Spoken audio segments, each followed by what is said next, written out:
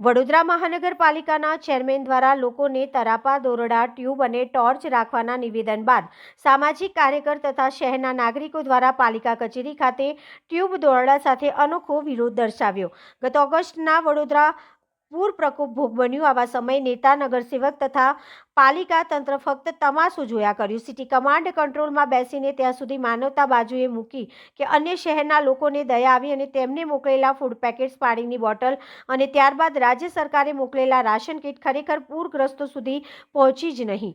કેશડોલમાં પણ વહાલા દવલાની નીતિ અપનાવાઈ।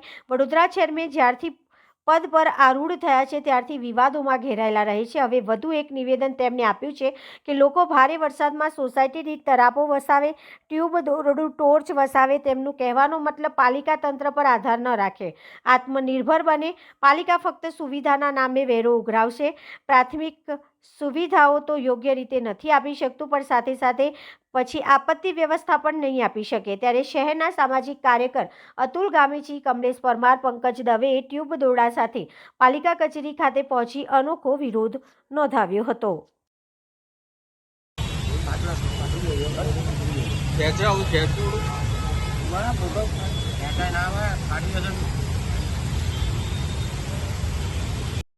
વડોદરા મહાનગરપાલિકાના ચેરમેન શ્રી દ્વારા જણાવવામાં આવ્યું છે કે જનતાએ ટ્યુબ, દોરડું, તરાપા હવે સોસાયટીમાં ને સાથે રાખવા પડશે।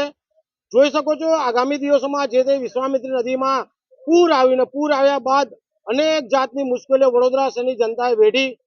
પાણીમાં બબે ત્રણ દિવસ રહ્યા, પાણી વગર વલખા માર્યા, જમ્યા વગર વલખા માર્યા, સહાય ના મળી અને ચેરમેનનું આ નિવેદન છે એનો વિરોધ કર્યા છે।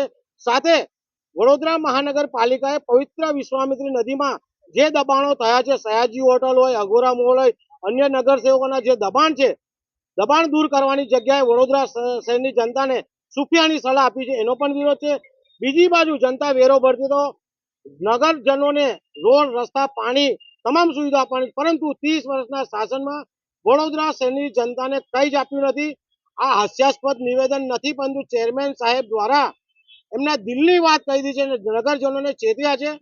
આગામી દિવસોમાં અમારા વકીલશ્રી મિત્રોને પણ વિનંતી છે કે વડોદરા મહાનગરપાલિકા સુપરસીડ થાય તેવી કાર્યવાહી કરે અને સાથે આ વડોદરા શહેરના નગરસેવકોને વિનંતી છે, થોડી પણ શરમ હોય તો તમામ નગરસેવકો, મેયરશ્રી, ચેરમેનશ્રી રાજીનામું આપે અને વડોદરા શહેરની જનતાનો અત્યારે જે રીતના મુશ્કેલીઓ વેઠી છે એવી મુશ્કેલીઓ ના મળે એ માટે જનતા પણ જાગે તેવી અમારી માંગ છે।